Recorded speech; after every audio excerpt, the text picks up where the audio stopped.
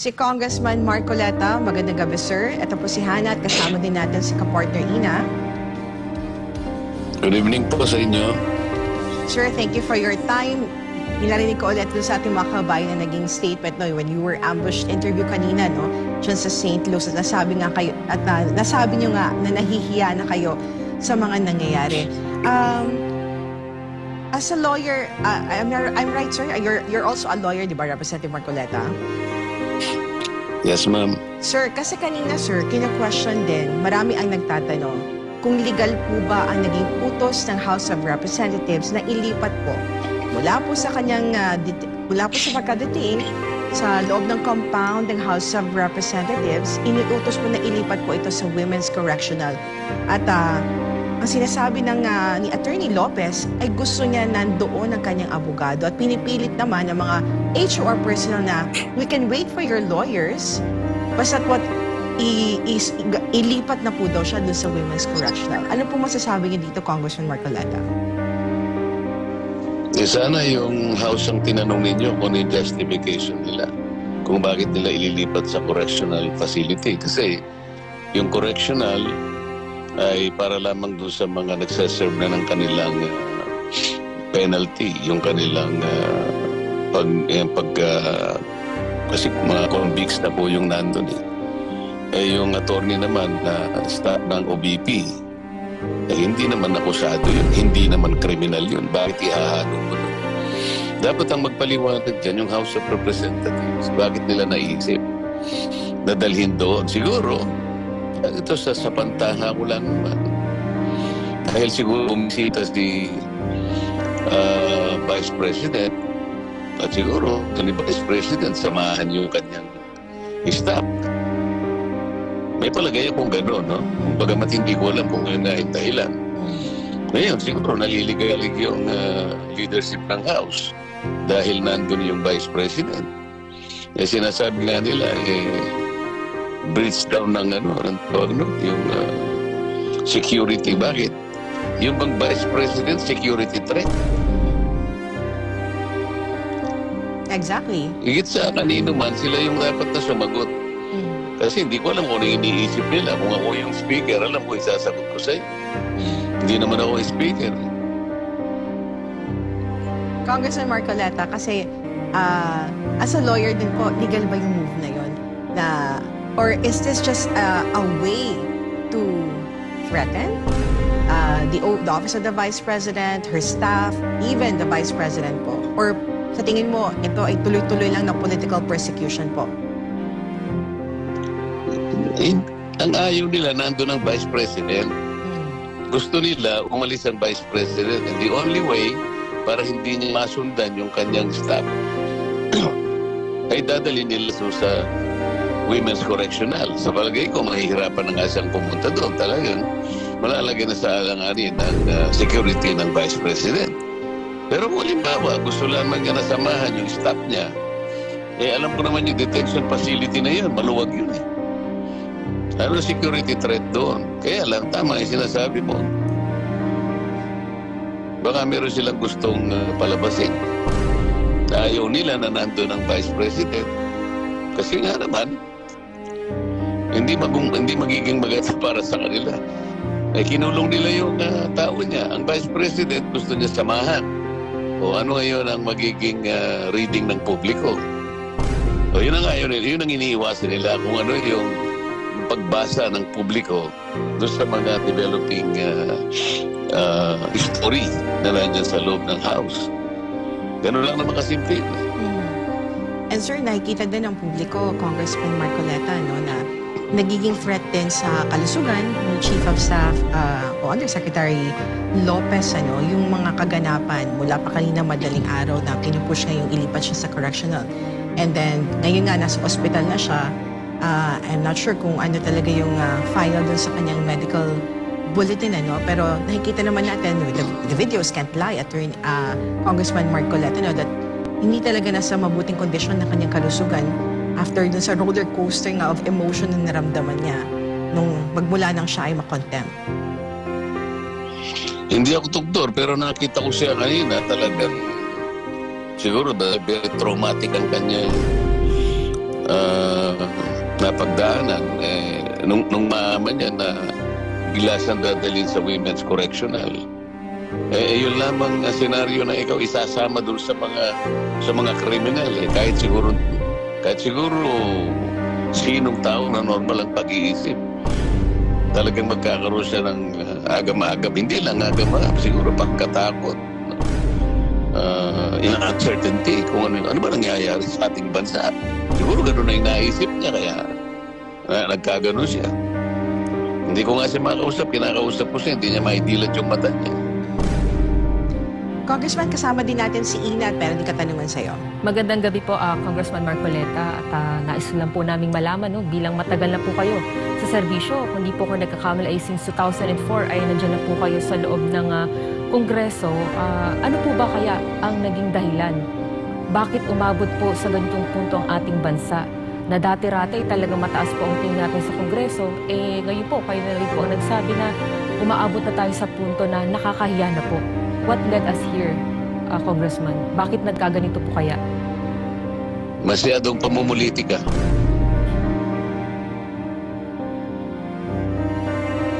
Masyado talagang pamumulitika, no, Congressman Marcoleta?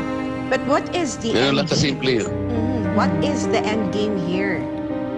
Alisma to push the Vice President to resign sa kanyang pwesto bilang Vice Presidente? Yan ba ang target nila?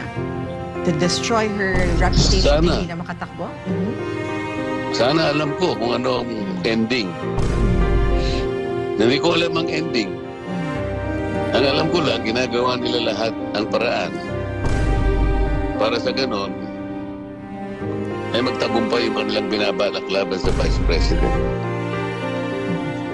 Congressman, may nabanggit po kanina si Attorney Lopez out of her frustration maybe, out of her emotions. Ang nasabi niya po talaga, at marami na rin sa ating mga kababayan na nakikita po na wala na daw talagang batas ngayon na nangyayari sa ating bansa. Kung meron man, iilan lang ang pinapanigan nito. Kumbaga ba, kapag ikaw ay hindi daw kapartido o ikaw ay halatang kalaban, ay gagamitin po ang batas laban sa inyo. Ano po ang nakikita nyo dito? Masasabi ba natin wala na talaga tayong pag-asa?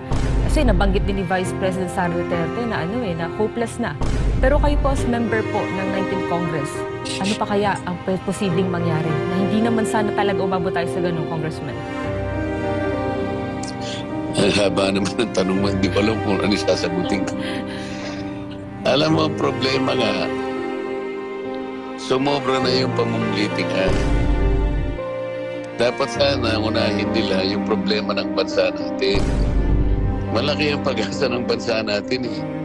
Ngayon, kung halimbawa, ang kanilang iisipin na lang yung pamumulitika, na ganito yung mangyayari natin, masang mangyayari sa atin. Isip-isipin mo na lang, ang pinag-uusapan lang natin ay yung nature ng confidential fund. Napakasimple nun.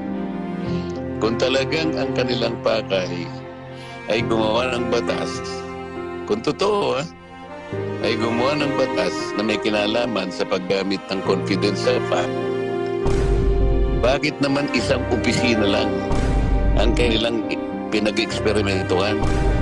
Ilan bang opisina at ahensya at sangay ng pamahalaan ang nabigyan ng confidential fund? Ilagay mo na lang sa 1,000 sapagkat mahigit 1,000 yan eh. Ang dami niyan. Mula lang sa government, sa NGAs, National Government Agencies, marami yan. Ipalagay mo lang 500, ang kalahati na lang ang kunin mo, 250. O, isama mo yung LGUs, lalo mas marami yan. Opisina ng gobernador, opisina ng mga mayor, libo-libo yan. O kalahati na lang, 500. O di 750 na yun. Isama mo pa yung katakot-takot na GOCCs. May 300 yan. O kalahati, 150 ka mo na lang. O di palagay mo na sa meron kang 900 na ahensya sangay ng pamahalaan na binigyan ng confidential funds. Hindi ba kayo nagtataka bakit umikot lang tayo sa isang opisina? Paano tayo gagawa ng isang batas kung isa lang ang tatargetin mo?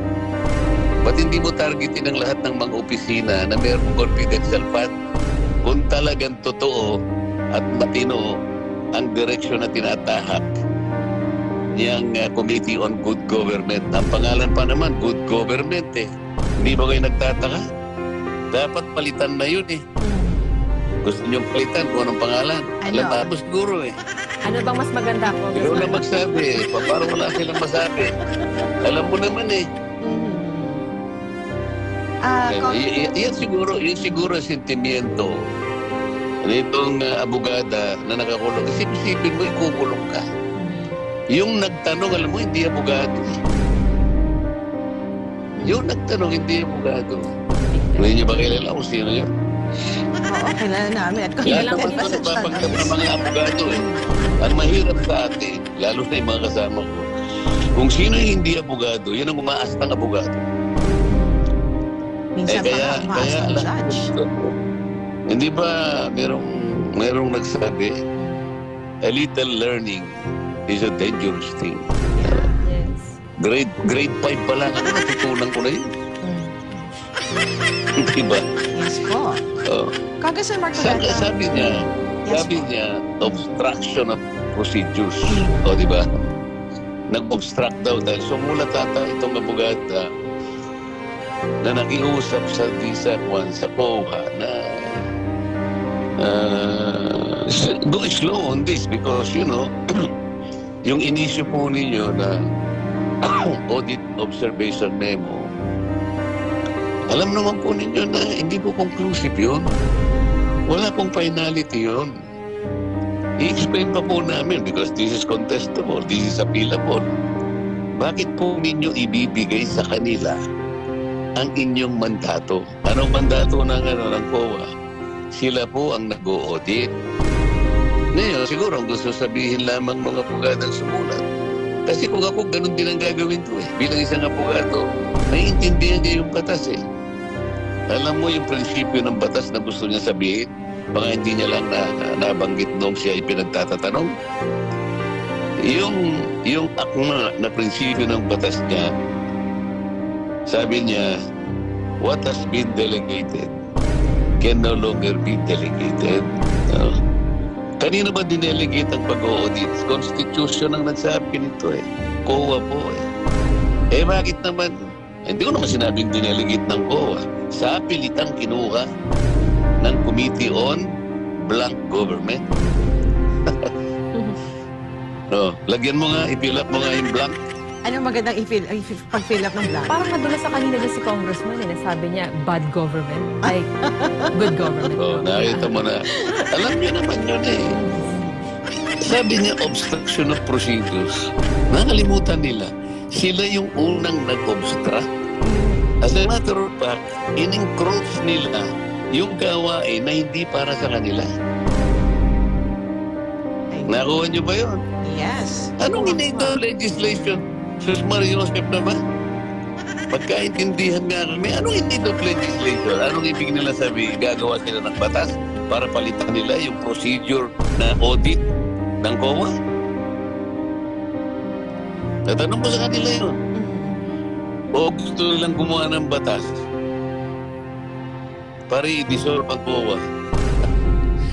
Hindi naman nila magagawa eh. Sapagkat ang COA ay nasa Constitution. So ano nga batas ang iniisip nila? What law is contemplated by bullying people, asking people before them, bullying all of them? Na akala mo mga abogado, akala mo mga buwet, akala mo mga prosecutor. Sabihin mo sa kanila, basahin nila yung Article 6 ng Philippine Constitution. Ito yung grant of legislative power. Wala kang makikita dyan na pwede mong kunin ang mandato at trabaho ng COA. Ayoko lang makipag-away na dyan eh. Baka mamaya, yung hopya ako, kukunin na naman. Congressman Marcoleta, kasi iba mga kasama, gaya na sinabi mo, hindi abogado. Hindi mga abogado. Kaya hindi nila nababasa yung batas at hindi nila alam hanggang saan lang yung limit ng kapangyarihan nila. And even your colleagues. Hindi nga nila alam eh. Hindi ko malaman kung magpasensya ako o sinasabi ko sa kanila. Pag sinasabi ko sa kanila, they cannot counter a better argument. Ang gagawin nila, guguluhin lang nila ako. May magsasasalita sa likod ko na hindi ko rin maintindihan kung ano yung pinagsasasabi nila. Pagkatapos mayroon pang mag-a-accuse. Tuturo pa yung ano ni daliri. Are you rebuking this community? Mas mariusap ng mga tao ito. Anong klaseng parliamentary procedures ang ginagawa namin sa Congress? Ito yung kinalulungkot ko. Nagdaramdam ako at kung minsan nga nasabi ko, nakakahiya na rin ito. Pati ako napapahiya. Bagamat kaya ako nahihiya dahil sa kanila. Hindi ko malaman kung paano ko ba sasabihin sa kanila. Eh kung kaya ko lang iuntog ang mga ulo nila, gagawin ko para siguro mapagsasabi. Totoo ito. Totoo ito.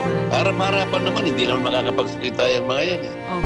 Tanungin mong isa-isa, sinong gustong humarap? Halimbawa sa Lunes, halimbawa harap ako doon, wala lang manggugulo, wala lang gagawa ng hopya para magkano naman tayo.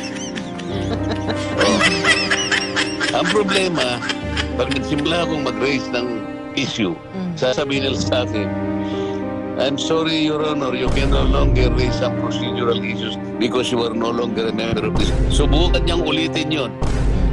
Ayoko na lang makipag-away kaya huminto na ako na sa Diyos ko. Ano kayang nangyari sa mga tao? Anong nakain ng mga taong ito? Bakit ganito sila ang mga tira?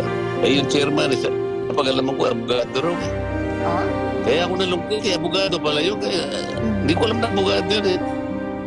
Akala ko nagtitinda ng hopya yun. And sinabi din yan, that unconstitutional daw ang ginagawa ni VP Sara yung pag-lawyer niya sa kanyang detained chief of staff. Sabi ni Congressman Shua. Ano masasabi yun dito, Congressman Marcoleta? Hindi naglo-lawyer yun. Paano siyang maglo-lawyer? Hindi naman siya vice president siya. Nasabi niya na lang yun dahil siyempre nataranta yung kanyang OVP at sanang andun yung tambak na polis na kukunin siya. Anong gagawin niya? Hindi ba? Ang tatanungin muna natin ganito, sino ba yung nag-order na kukunin siya at dadalhin sa Women's Correctional? Sino? Si chairperson, ang signatory na. O paano siya nagagawa ng order? Nag-hearing ba sila? Eh, biyernes yun eh. Wala namang office pagka biyernes eh. Eh, nag-zoom Paano meeting sila daw. nag-hearing? Zoom daw. Pwede ba yun, Kong? Oo, nag-zoom sila. Nakakuha sila ng approval sa office ng majority leader at ang majority leader kumuha ng basbas sa speaker. Ipalitaw nila lahat ito. Did the speaker extend an approval to the office of the majority leader for these people to conduct a special committee? Can On we a demand Friday? for transparency, Congressman Marcoleta, kung paano na humantong sa ganong klaseng order? Can the public ask for transparency sa House of Representatives? Of course. Of course, that's your right. Di ba? Kayong sa media, hindi nyo kasi tinatanong eh. Why don't you ask eh? Sino-sino ang member na nag-attend?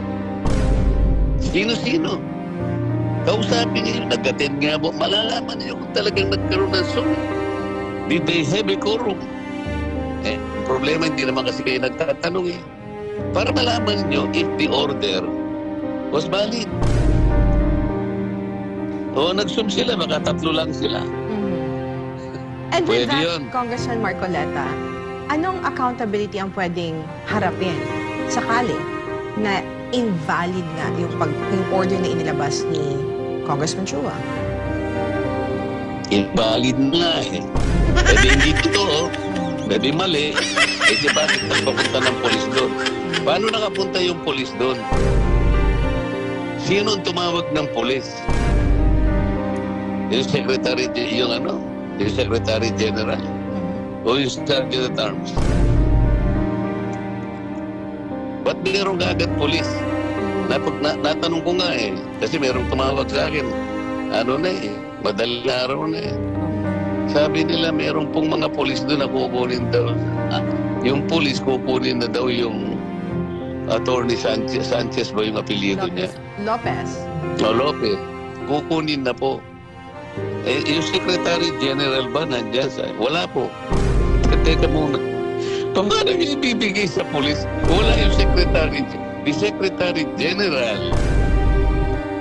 is the one that should execute the order, the invalid order, kung halimbawa hindi naman valid, of the blank government. Committee on Blank Government. Ha? Mhm. And public. Ano na yun? Ulitin mo nga yung pangalan ng committee. Hindi namin masabi yung good eh. Ituloy lang ninyo. The Committee on Blank Government and ano yung susunod? And accountability. Nakita mo na. But where's their accountability, Congressman Marcoleta? Yun nga yung sinasabi ko, you have to account. Mhm. Nagkaroon ba talaga ng meeting? Nag-zoom ba sila? Ilan ang nag-zoom? Ilan? Was there a quorum? Bakit ang tumawag ba ng police, yung Sergeant at Arms? Bakit wala yung Sergeant at Arms? Can the police officers o police battalion secure the facility at pagkatas kunin nila yung ganun-ganun na lang? Is that the way an order be executed without the Sergeant at Arms? Hindi nyo naman tinignan ito eh. Yes. And Congressman Marcoleta, di ba, nag-file ng motion for reconciliation si Attorney Lopez kaugnay nga dun sa order ng contempt sa kanya. On the same day kung kailan siya na-contempt. Pero hindi po Precisely. ito Nagkaroon inaksyon. na ba? Nagkaroon na ba? Na-resolve na ba yun? Wala. Yung Zoom meeting nila, ni-resolve na yun? Dininay ba? Paano mo ililipat nga? Meron siyang MR. Kung meron siyang motion for reconsideration. Ito nga ang sinasabi ko sa inyo. Ang pagkakaiba ng abogado doon sa nagkukunwang abogado. Pagkatapos, yun ang mga abogado na chairman, yung pipe naman yun. Isip-isipin nung I was trying to raise some procedural matters. Sabi niya, I'm sorry, Congressman Marcoleta, you cannot raise those procedural issues because you're no longer a member of this committee.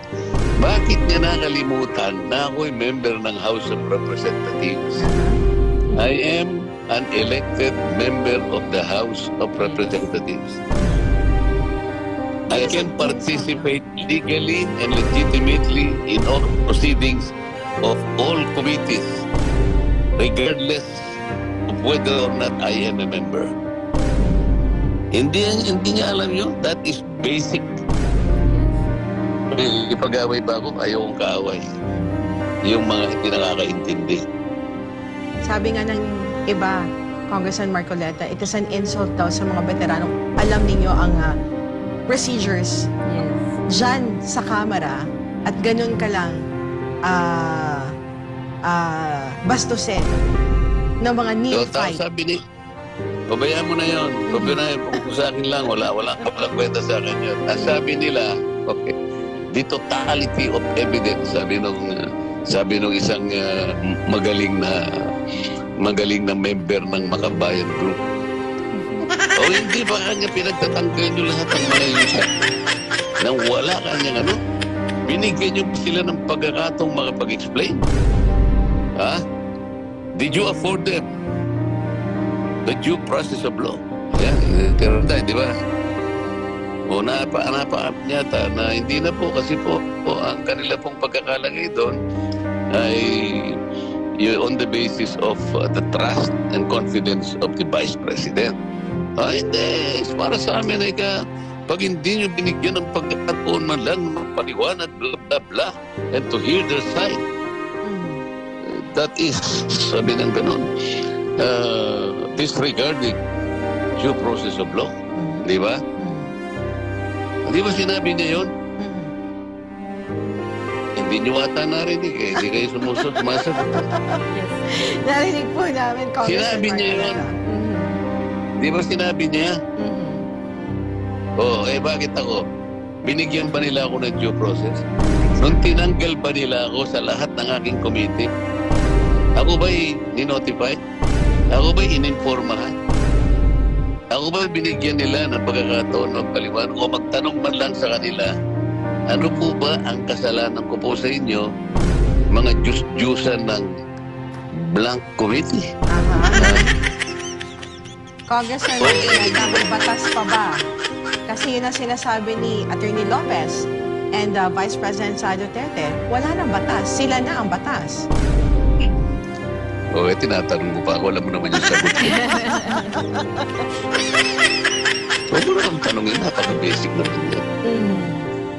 Can I get your opinion, Congressman Marcoleta, sa naging pahayag ni Vice President Sara Duterte? Of course, dun sa Zoom press conference, virtual press conference nila kanina madaling araw, na kapag siya, kasi may threat sa buhay ni Vice President, at kung siya man po ay mapatay, nagkaroon siya ng pahayag na dapat daw din patayin si President Marcos, First Lady, and House Speaker Martin Romualdez. And ang sinabi ng palasyo that they consider the statement of the Vice President as an active threat.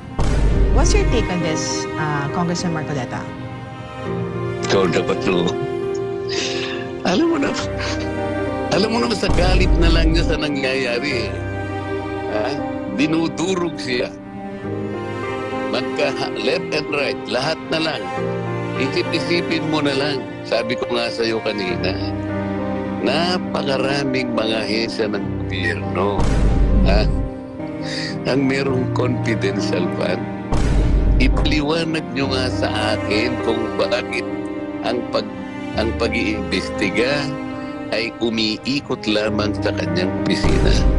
Hanggat hindi nyo binibigay sa akin ang isang mabuting pagpapaliwanag, siyempre, ang Vice President, tao lang yan.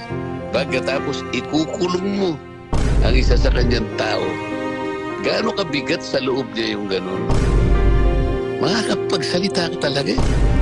Makakapagsalita ka. Well, Congressman... Wag na nilang palakihin yun. Gagawa pa ng presidential statement. Naku, tigil-tigilan na natin yung ganun. Alam nila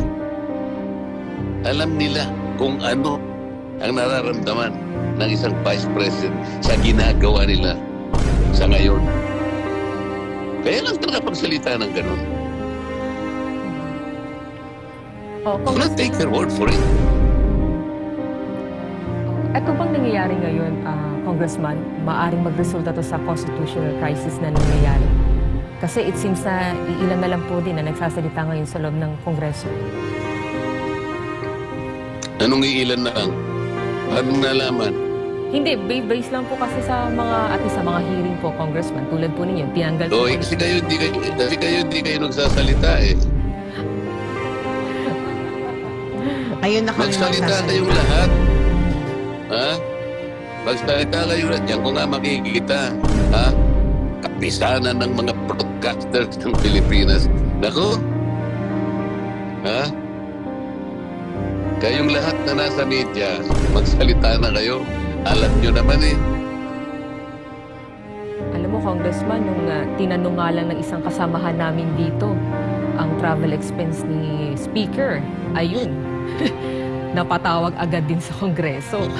Yeah, at Oh, sinuspend hindi ang ba? franchise natin. Kaya ganun.